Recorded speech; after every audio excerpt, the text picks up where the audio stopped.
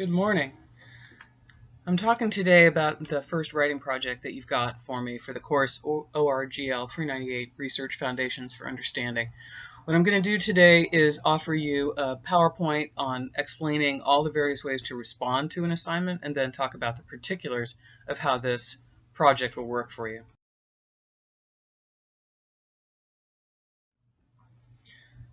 The first thing to do is to take a look at the actual assignment parameters. Reading assignments carefully is part of the key element of doing them well. So let's read it together. Learning from experience. Your first paper will ask you to describe in a piece of reflective and analytic writing a significant learning experience you have had, including what specifically occurred, what you and others did, what you think about what you and others did, and how you might respond differently if faced with a similar situation in the future. 750 to 2,500 words long. That's about 3 to 5 pages. So that's all you need to know. Note that there is not any more detail, which means that most of the time when you see an assignment like this, your professor is expecting you to fill in the blanks.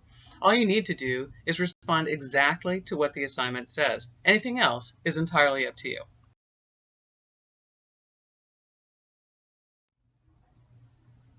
Critical reading and critical writing is sort of like decoding a very complex set of expectations.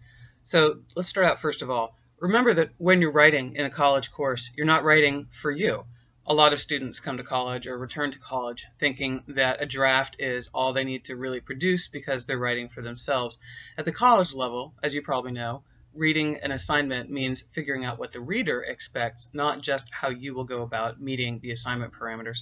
So you have to think about what the audience actually expects. Sometimes that audience will be your professor. Sometimes it'll be an imagined audience that your professor asks you to write to. This will give you practice in approaching various elements, various situations, various personalities, various political conflicts, and a host of other potential tension points. If you think about what the audience expects from you, in terms of clarity, assignment meeting, directions, outcomes, purposes, and so forth, then it becomes easier to write the project itself. Notice on the second point that keywords, length expectations, specific directive verbs, any required sources, and any explicit goals of the assignment, they're all key elements, even if they aren't all stated within the assignment. For example, any explicit goals you might encounter are probably subject to what the professor has in his or her head and what the professor actually expects from you. So as you're reading this, think about how all of the elements of an assignment fit together. Think also about the key words like action verbs: discuss, describe, argue, analyze, review. They all mean somewhat different tasks for you as the writer, so make sure that you know what the difference is. Finally, make sure that you understand and meet each one of the requirement elements. The professors have generally designed the assignments well in order to make sure that everything meshes together smoothly. If for some reason one element is missing, that's on you, and it doesn't usually turn out well.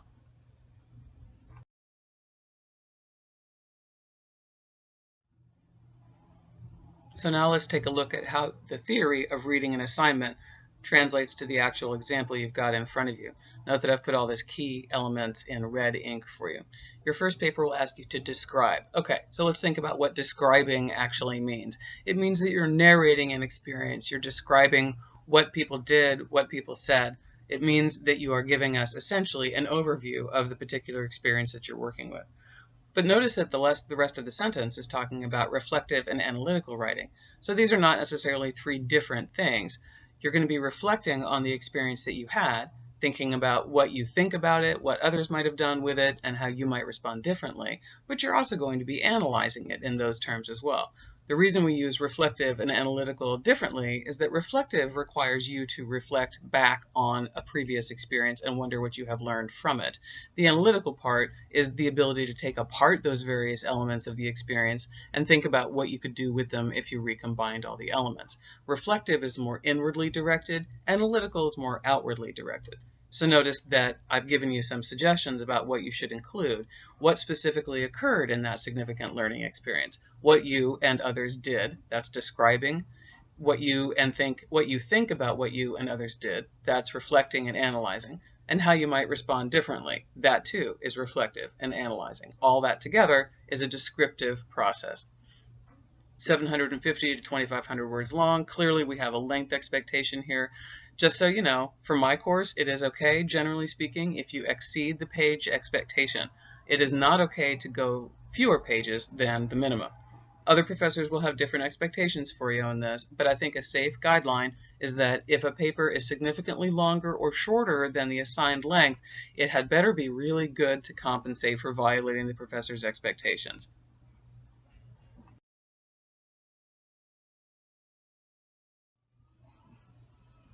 It's important as a student to recognize that composing the assignment isn't just about meeting the professor's expectations. It's about planning out what you bring to the assignment yourself as part of the process. So think about the elements that go into this. How long is the assignment translates to how much time do I actually have to work on it? What exactly does the assignment ask me to do? That means using the key words and being very specific about it. How is this a formal or informal assignment? Is this going to require more than one draft? Generally speaking, yes. Are sources required, and how many? All of these questions and a lot more will help dictate how you actually compose the assignment. Notice on the right-hand side I have drafting and revising for you. Once you've assembled all the parameters identified on the left-hand side, you have to think about how you're actually going to start working within those parameters to get to meet them. How do you want to begin writing the assignment? Maybe you need to brainstorm, maybe you already have some initial ideas. Which part of the assignment is the most important? Everybody's a little different on this, but I would recommend working on the part of the assignment that is the most important first. The other elements come later. Would an outline help me get this project done well? Probably, and it's good to know that an outline can be useful as you plan a project, as you review a project, as you revise a project. So be sure to use an outline as many ways as possible. An outline at the beginning of a project will help you plan. An outline midway through will help you look and see what you've actually been doing and whether that's useful. An outline closer to the end will help you sort of review the consequence and the sequence of ideas as you have presented them. What should you get done at each stage of the drafting process? This is a different story for everybody, but I would recommend that for each draft, you accomplish one major task in the steps from getting from composing to final draft. So, for example, in the first stage in your drafting process, for example, at your first draft, you want to hit as many of the major element assignments as assignment elements as possible. What this means is that you need to be able to accommodate all of the page length, any required sources, goals, purposes, and so forth. At the second stage, as you get more and more comfortable with the content areas and the broad concept, the global concept of your writing, then you can begin to get more narrow. So perhaps during your second draft process, you're starting to think about things like the sequence of paragraphs to illuminate an idea. Maybe for the third draft, you're starting to think about things like sentence level editing, perhaps a grammar review, and so forth. What resources are available to you as you revise? A great number of them. For one thing, you always have the assignment prompt to go back to. You can ask for peer feedback by going to the University Writing Center. You can ask me for help. You can ask other students for assistance. You have the library fully available. You have all kinds of resources available to you. Please use them. That's what they're there for.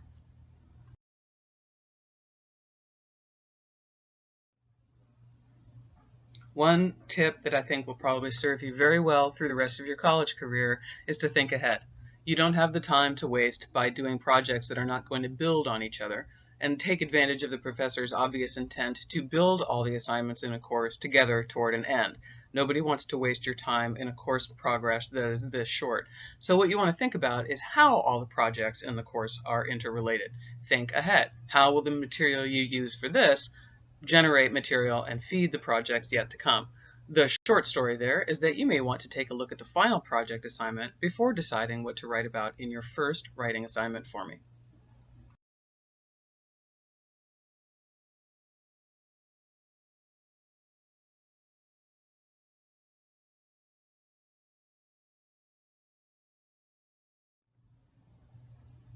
It's helpful to know what the professor means by turn in a draft written to these expectations. Not everybody writes down the details of what they're going to be reading for, but as returning students to college, you should be aware of them. When professors read your work, and I certainly follow this example, I want to know the various elements listed here on the PowerPoint page. Did you follow the directions? Did you include all the elements? Was the assignment submitted on time? How did you think about your subject matter? This matters because it will be revealed in the writing and it'll tell me how well you're likely to succeed in the project. What viewpoints did you use to examine your experience? I'm looking here for multiple viewpoints.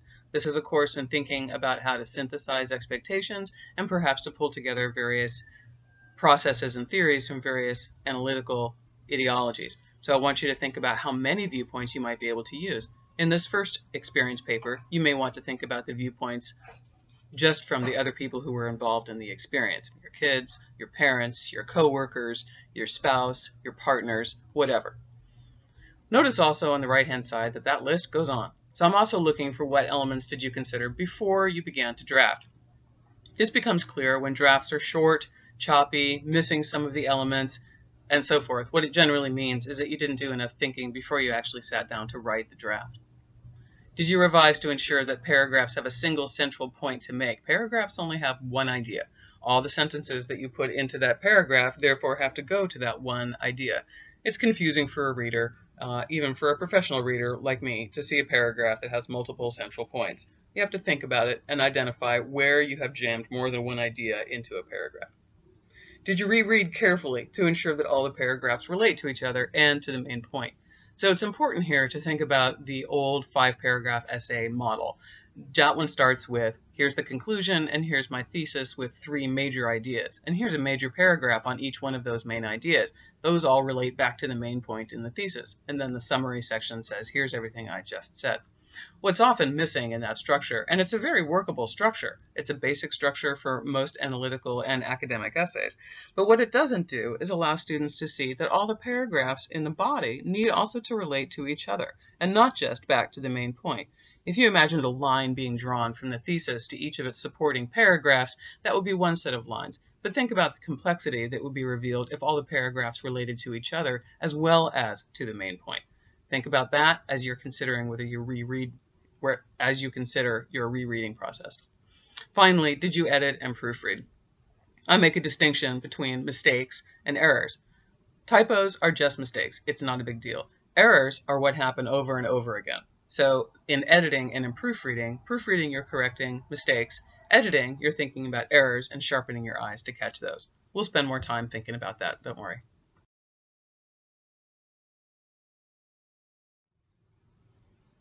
Finally, before you begin, since beginning is always the most important part of any project, I recommend brainstorming several ideas before you choose one. Even if you think you know exactly which experience you really want to write about, and even if you're sure it will also help you with the final project for the course, I want you to have as many options as possible. It's always a good idea to have several eggs in your basket. So brainstorm a few ideas before you choose one. Maybe there was a moment at your job when you had the chance to take charge of a project and then you opted to do it, or maybe you opted not to do it. Either one of those would be significant learning. Maybe you had an argument with somebody above you in the power structure or with somebody below you in the power structure. How was that handled? What did that reveal? Maybe there was a job interview with a potential employer that didn't turn out well. Those kinds of experiences are always more significant, frankly, than the ones that did turn out well. The moment you announced your decision to return to college, how did your family respond? How did your partner or your spouse respond?